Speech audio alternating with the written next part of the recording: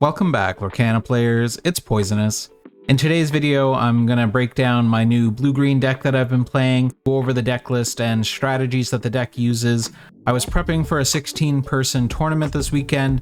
I ended up finishing second with this, so I wanted to share it with you.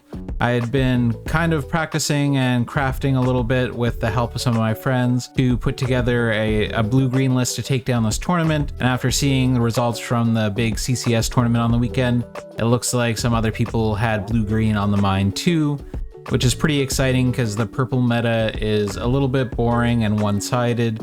So I've been trying to find something that works that isn't purple, and I think that blue-green does have a reasonable shot. As always, I appreciate all your support. Like the video, leave a comment, let me know what decks you've been playing. Go ahead and exert the subscribe button and let's go on a quest together. So this is the deck list. The Clarabelle deck that you use is Under the Sea, and some other combinations to help win the game. So this deck runs all the Clarabelles. It runs the 4 1-drops, the 4 3-drops, and then the 4 big Clarabelles. We have Basil. Basil has become kind of a new meta 1-drop because the ability to quest and give strength to another character changes the combat math, and that can be enough to really disrupt your opponent's strategies. So he's been a great card to slot in into the 1 spot.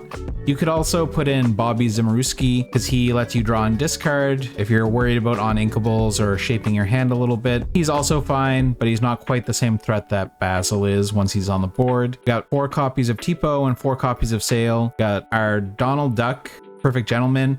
So this is a reprinted Floodborn. It says at the start of your turn, each player may draw a card. Because we need card draw and it's kind of hard to come by, we don't want to put all our eggs in the Clarabelle basket, so he is here as an option. He's also got a decent sized body for a 4-drop, so you can play him on turn 3 and start refilling your hand. It does help your opponent too though, so you have to be kind of judicious. If your opponent's playing aggro, it might not be the best choice. Got 3 copies of Kita. She has Ward, so she's tough to remove and she does shape the next card that you're drawing and ink a card, which can help get us to our big stuff. Running 4 copies of Scrooge McDuck. He's got a huge on-inkable 5/5 2-quester body, but he's very sticky and hard for opponents to deal with. Usually involves like a 2-for-1. We're running 4 copies of Baymax Giant Robot. The universal shift is huge with all the small characters that we're running. It's another way to get that same size body as Scrooge down on turn 3. 4 copies of John Silver. He's in here to deal with aggro threats, giving opponent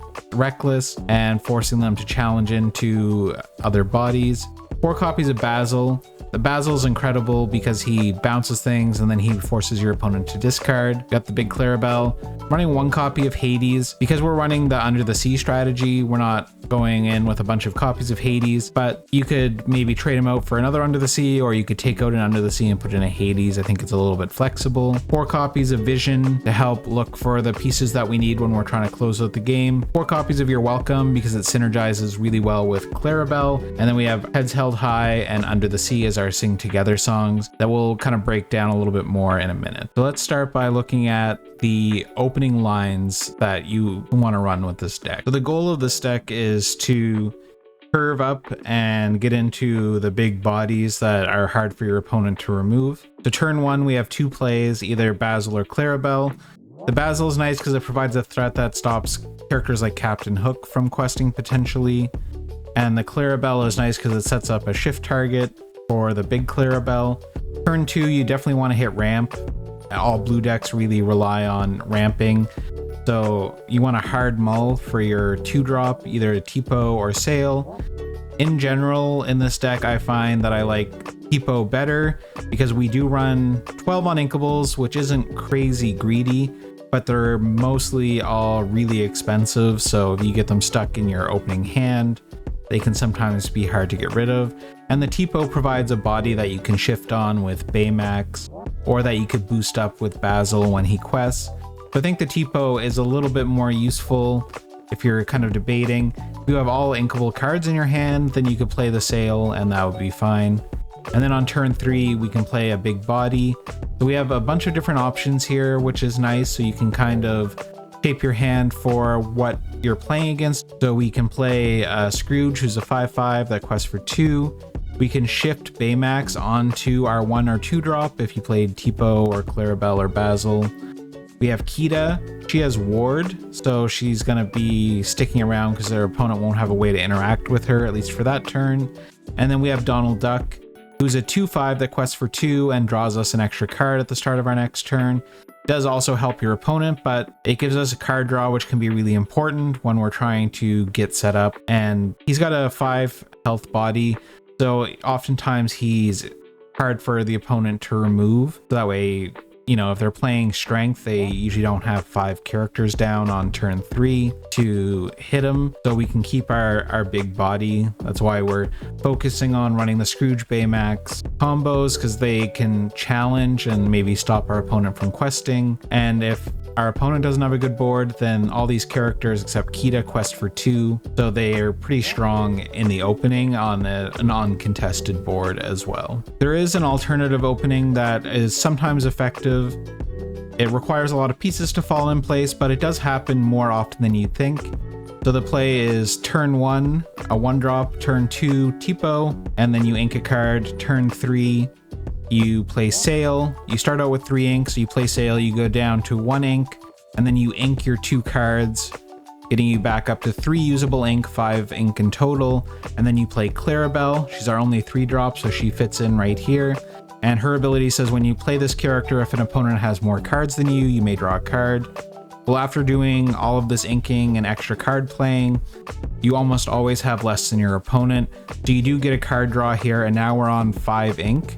Means that we can start playing our 6-cost stuff on the following turn, or we could shift into Big Clarabelle and refill our hand while our opponent still has lots of cards, and now we're quite a bit ahead on ink. This does require a lot of inkables. If you get too many on inkables in the opening, then you just can't do this because you can't ink enough cards to actually make it work. Tipo can get rid of 1 on inkable, but you need 2 inkable cards plus Clarabelle after playing Sail.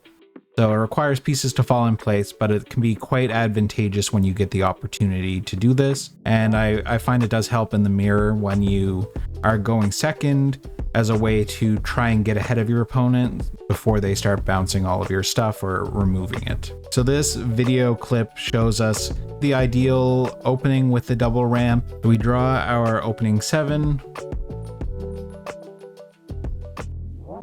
And there's nothing that costs less than 4 here, so we're gonna have to put everything back. It's really important that you mull for the ramp. The 7 is looking already better than what we started with, and I start to see that we have the pieces here to do the double ramp opening. We have the Tipo, we have the Sail, we have the 3-cost Clarabelle, and we're doing really good on inkables. So we have an opportunity to gain an advantage here with the double ramp. The turn 1, we start out with Clarabelle.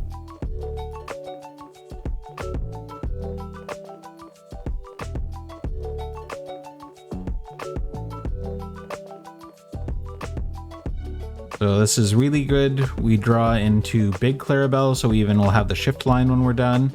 So we ink the small Clarabelle. We're gonna pay 2 for Tipo. I'm going to get rid of the uninkable because it's really important that we have enough inkables to pull off this combo.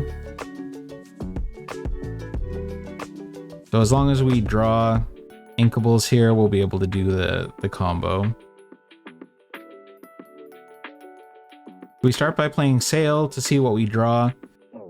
We do have a couple Clarabelles, but we want to see what the ideal inking cards are here.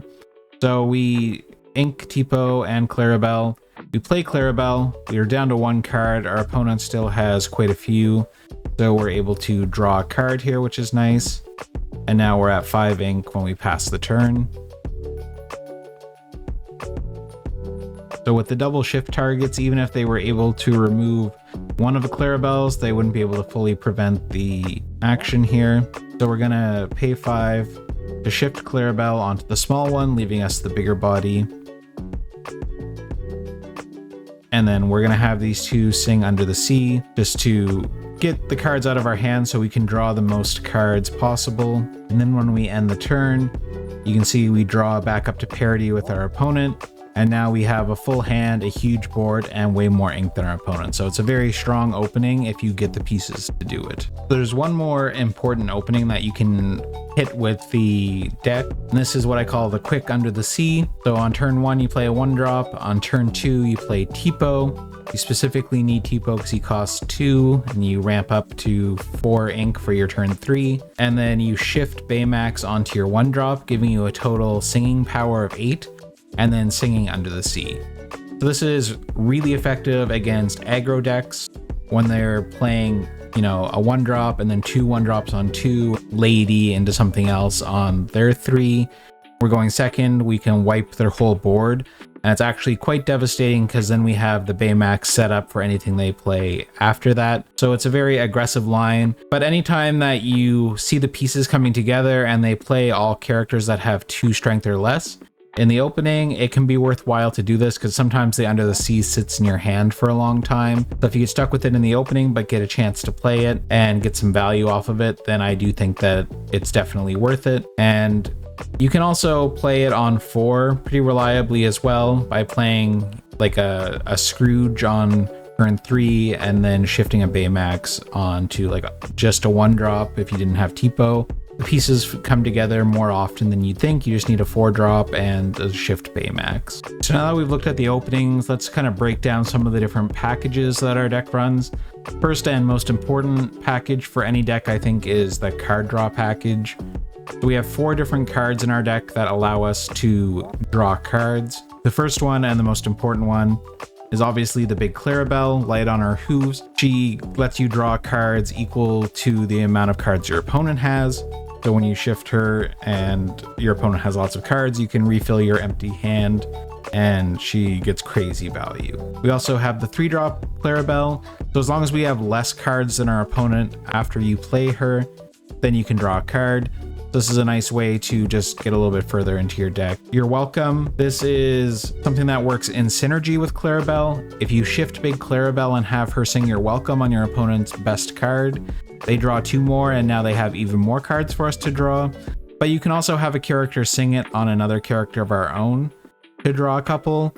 So if you have like a Scrooge down and a 1-drop Basil, you quest with the Basil, then you have Scrooge sing You're Welcome on the Basil to draw a couple cards. That's kind of desperate times, desperate measures stuff, but sometimes you got to do it. And then we have Donald Duck, Perfect Gentleman. I've talked a little bit about this, but he's interesting because he has a downside that he also helps our opponent draw cards. But this deck is big on the top end with lots of really crazy stuff that it can do, but we need to be able to get there. So the Scrooge just offers a little bit more consistency for us. And we do get to draw and use the card first each turn, and then our opponent gets to do it after us, so we get more advantage out of it than they do. So he works as a nice 4-drop you can put on turn 3, especially if you have a lot of on-inkables, then we can start trying to draw more inkables to fix our hand. So he's not great into aggro, obviously, because giving them an extra card every turn just means they're going to play twice as many cards. Once they're low on cards, their hand size is down.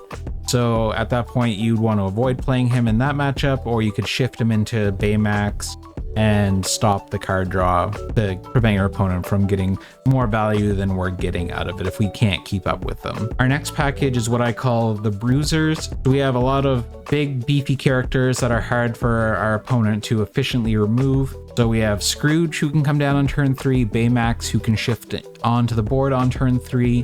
They're both 5/5s that quest for 2, and they can challenge and make your opponent punished for questing. So they can keep aggro decks in check, they can keep mid-range decks from questing, and they can take out things when they do try and get value. We also have Clarabelle. I'm including her because we can shift her as early as turn 4, and she's got a huge 5/6 body, and sometimes you just need to start taking control of the game by challenging. Even though we want to protect her for the card draw, sometimes she is just a bruiser that's there to beat up our opponent's characters and get control of the board from our opponent. This deck does well, I think, into a lot of aggro decks and decks that you wouldn't expect because these bodies are just hard for them to deal with. And if they don't deal with them, then you can just quest. And they quest for 2, so they can't really be ignored. Our opponent's going to have to do trades into them or find ways to take them down. So the Bruise package is really good.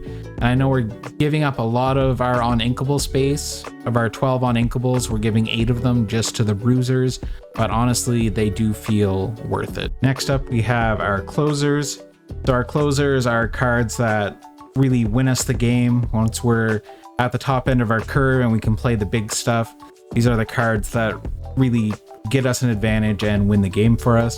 So obviously we have Clarabelle. She can come out early, but she's still a big card that works really well in the late game, giving us resources, posing a threat. Our opponent's always going to prioritize trying to remove her, so she's a great closer. Basil, the undercover detective. He's a great card. When you play this character, you may return chosen character to their player's hand. So you bounce their best card or, the most important card off of the board.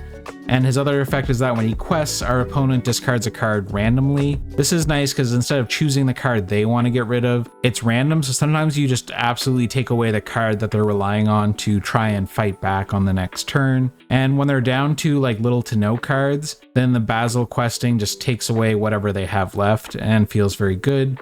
We're running just a one-of copy of Hades, but he's great at doing single target removal. If you wanted to go down and under the seas, then I would definitely go up a copy of Hades. And then we have our 6-cost John Silver, Alien Pirate. He's a reprint from set 1, and when he quests and when he's played, he gives an opposing character Reckless. So it stops those aggro characters from questing, but it also just forces those weak characters or those characters that your opponent's trying to hide from you into being forced to exert if they're not able to sing a song or do something, forced to exert and challenge into a character, preferably one that's bigger than it, so it ends up being banished in the process, but at least it will make it exposed so we can challenge into that character. So John is a pretty good card. My only kind of complaint about John and why I'd probably take him out maybe in the future is that against the purple decks that are running Dumbo, all of the evasives being able to tap just to avoid the Reckless by tapping and drawing a card and gaining a lore is really good. So Dumbo kind of beats Reckless all on his own. All of the purple cards that have evasive and all the steel cards that are evasive on your opponent's turn are basically immune to him. So Dumbo really kind of takes a big bite out of John Silver's value.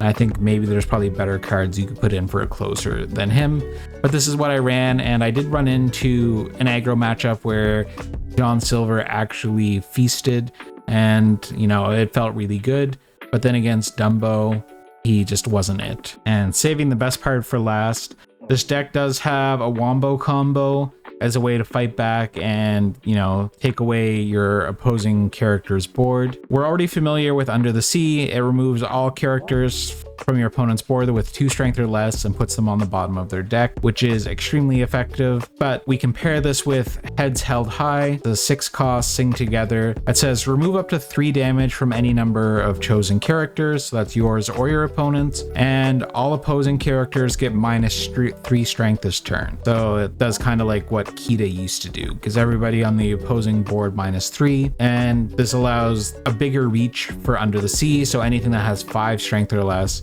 would now be banished to the bottom of the deck with Under the Sea. So really great. You can set this up with all of our big cost bodies, the fact that we have ramp. So if we can get down a couple of 4-cost characters, they can sing together the Under the Sea part. We just need 6 ink to hard cast Heads Held High, or maybe we have a 6-cost character that can sing that too, and we can do a full board wipe in a lot of situations. So this did put in work for me at the tournament on the weekend. There was a couple situations where I was able to use it, and it definitely turned a contested game into a game that I just won. One thing I want to point out and highlight, because illusions are very popular right now, is that I've also had success just casting Heads Held High when our opponent has multiple illusions on the board. So if you're playing against Purple Steel and they're running like Palace Guard and the Giant Cobra and Yago and like the 2-cost Raja, if you play Heads Held High, you can choose to heal those characters even if they don't have damage.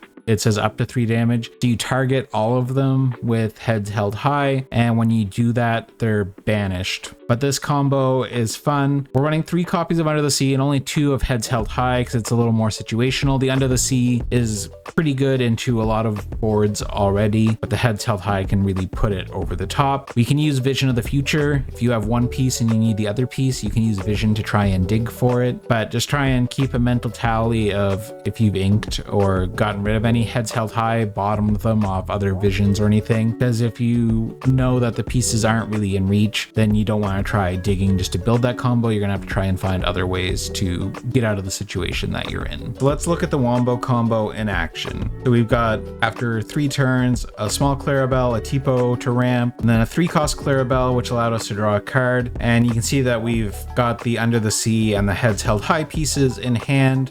So we just need enough to really get this rolling.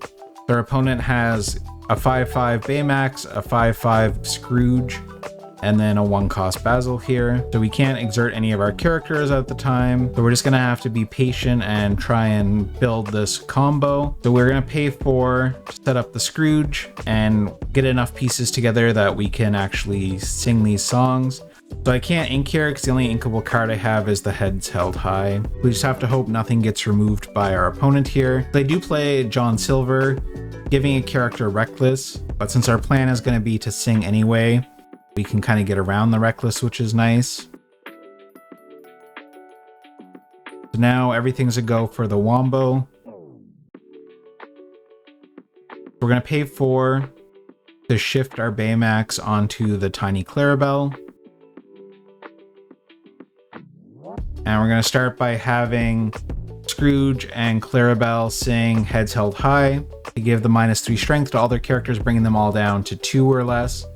And then the other 2 characters, Baymax and Tipo, are able to sing the Under the Sea and fully wipe their board. And now we have a nice board with big characters, and they really don't have much going on. So it's absolutely backbreaking when that happens. So that's the deck. I think that green-blue is well positioned because it can beat up a bit on Blurple. It has good lines into aggro and other mid-range decks.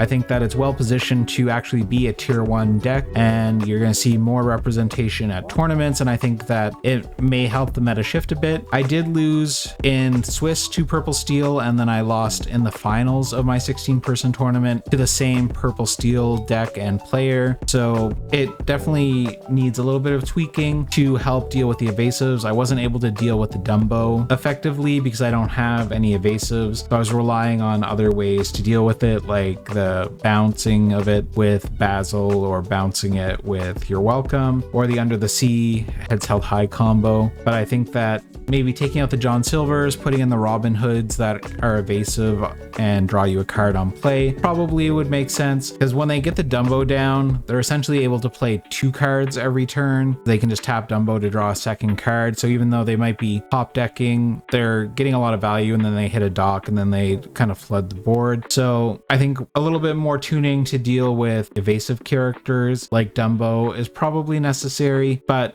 I think that it has a solid matchup into most of the field, and I think that it's definitely worth trying. If you like, you know, a fun and interesting new deck to play that isn't purple, definitely go for it. So anyways, thanks for checking out the video. Drop a comment, let me know what you think. If you've been playing something similar, let me know what tech you've been using in your deck. Put it in the comments, let's share ideas. Cheers.